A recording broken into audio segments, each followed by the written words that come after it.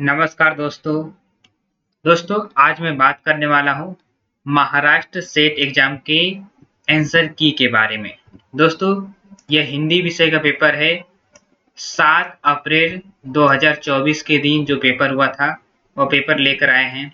दोस्तों इस पर हम 5 वीडियो बना चुके हैं जिसमें हम 96 प्रश्नों के सही उत्तर जो है वो प्राप्त कर चुके हैं।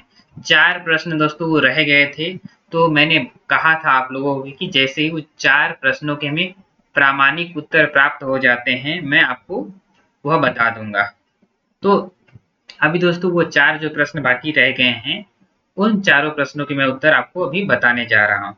मैं बता दूं दोस्तों कि हमारे पास जो पेपर है, पेपर का सेट ए जो है यह उपलब्ध है। तो आपके पास जो भी सेट उपलब्ध है उसके आधार पे आप प्रश्नों को देख सकते हैं। तो दोस्तों हमारा जो प्रश्न बचा था वह था प्रश्न क्रमांक 22।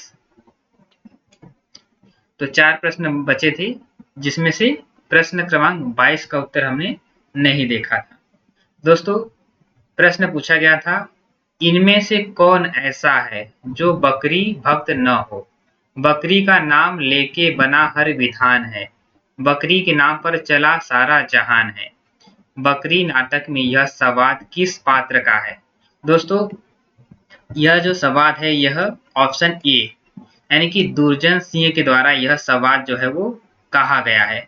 बकरी नाटक दोस्तों सर्वेश्वर दयाल सक्सेना के द्वारा लिखा गया है।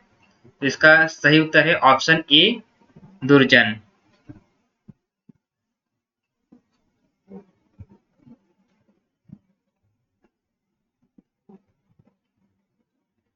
दोस्तों अगला जो प्रश्न है प्रश्न क्रमांक 26। तो हमने प्रश्न क्रमांक 26 का उत्तर जो है वो पेंडिंग में रखा था, तो इसका भी उत्तर हमें प्राप्त हो चुका है। प्रश्न था order of the Indian empire पद का उल्लेख निम्न में से किस निबंध में आया है? दोस्तों 4 ऑप्शन दिए गए थे, उठ जाग मुसाफिर, दिल्ली दरबार दर्पण, शिव शंभू के चिट्ठे, भारत वर्षोन्नति कैसे हो सकती है। दोस्तों इसका जो सही उत्तर है वह है ऑप्शन बी। तो भारतेंदु हरिश्चंद्र का यह नाटक है दिल्ली दरबार दर्पण। तो इसमें दोस्तों order of the Indian umpire इस पद का प्रयोग जो है वो इसमें किया गया है। दोस्तों अगला जो प्रश्न है दोस्तों प्रश्न क्रमांक 29। तो प्रश्न क्रमांक 29 भी हमने देखा था, परंतु इसके उत्तर के बारे में हम उस समय निश्चित नहीं थे, इसलिए हमने इसका उत्तर आपको नहीं बताया था। तो प्रश्न था दोस्तों, ये नदियां इस देश की रक्त वाहिनी सिराओं के समान जीवनदायक भी रही है, यह कथन किस रचना से उद्धृत है? दोस्तों यह जो कथन है वह महादेवी वर्मा का जो रेखा चित्र है ठकुरी बाबा, तो यहाँ से लिया गया है। तो इसका सही उत्तर है ऑप्शन बी। दोस्तों एक और प्रश्न बाकी रह गया था हमारा प्रश्न क्रमांक 86। तो उसके बारे में हम चर्चा कर लेते हैं। दोस्तों बाकी जितने भी प्रश्न हैं उसके ऊपर दोस्तों मैं पहले ही 5 वीडियो बना चुका हूं जिसमें हमने सभी प्रश्नों के जो है वो प्रामाणिक उत्तर जो है वो देख लिए हैं। अगर आपने उन वीडियो को नहीं देखा है तो उसका लिंक मैं इसी वीडियो के नीचे डिस्क्रिप्शन बॉक्स में दे दूंगा, उस पर क्लिक करके आप सभी प्रश्नों के प्रामाणिक उत्तर प्राप्त कर सकते हैं। दोस्तों अंतिम जो प्रश्न है जो हमारा रह गया था प्रश्न क्रमांक 86, काल क्रमानुसार जगदीश चंद्र माथुर के एकांकियों का सही क्रम है। दोस्तों इस प्रश्न को हमने बहुत मेहनत की है क्योंकि जगदीश चंद्र माथुर के जो नाटक है उसके प्रकाशन वर्ष तो बहुत ही आसानी से प्राप्त हो जाते हैं, परंतु इनके जो एकांकी है इन एकांकियों के दोस्तों प्रकाशन वर्ष प्राप्त करना बहुत मुश्किल काम था। आप स्वयं भी गूगल पे इंटरनेट के माध्यम से इसे खोजने का प्रयास करोगे तो यह आपको आसानी से नहीं मिलेगा। हमें भी इसके लिए काफी कड़ी मेहनत करनी पड़ी थी और इसके आधार पे दोस्तों हमें जो है इसका एक थीसिस था पीएचडी थीसिस, उसमें हमें इसका प्रकाशन वर्ष मिला है। तो उसी पीएचडी थीसिस के आधार पे मैं इसका आपको प्रकाशन वर्ष बता रहा हूँ। मैं आपको उसका पीडीएफ भी दिखाऊंगा प्रमाण के रूप में। दोस्तों इनका रीढ़ की हड्डी, यह जो एकांकी है, यह दोस्तों 1939 में लिखा गया था।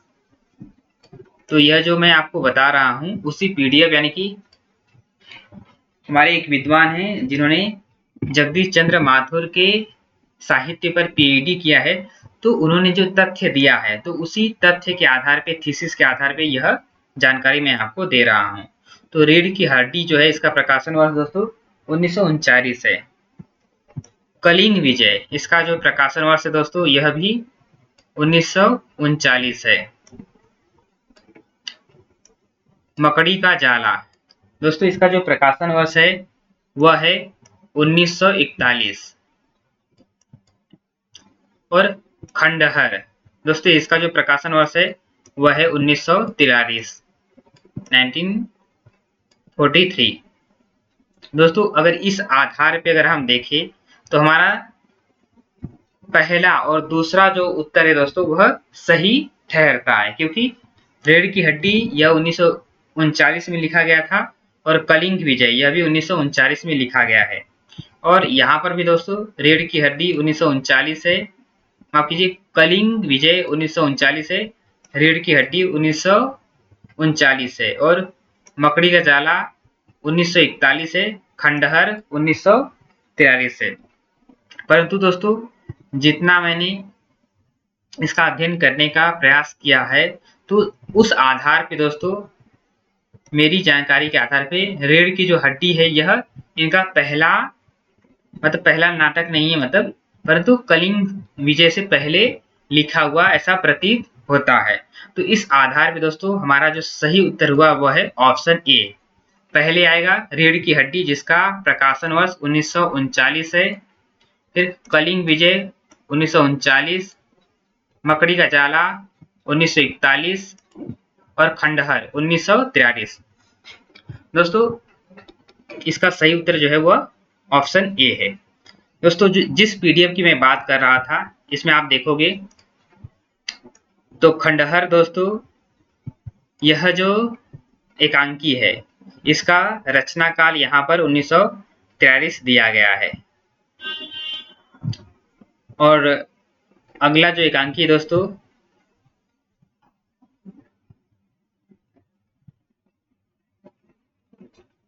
उसके ऊपर भी हम चर्चा कर लेते हैं।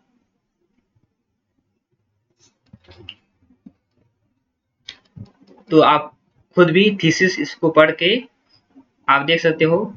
रीढ़ की हड्डी, तो रीढ़ की हड्डी दोस्तों 1939 में रचित है। तो यहाँ पर रीढ़ की हड्डी का जो समय दिया गया है 1939 दिया गया है। और इसके बाद दोस्तों आप देख सकते हो मकड़ी का जाला, तो मकड़ी का जाला दोस्तों इसका जो समय दिया गया है रचना काल वह 1941 दिया गया है।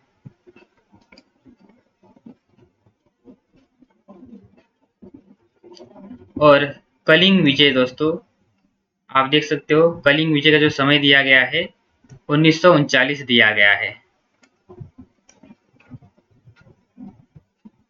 तो इसी आधार पे दोस्तों हमने इसका जो प्रकाशन वर्ष है यहाँ पर आपको बताने का प्रयास किया है।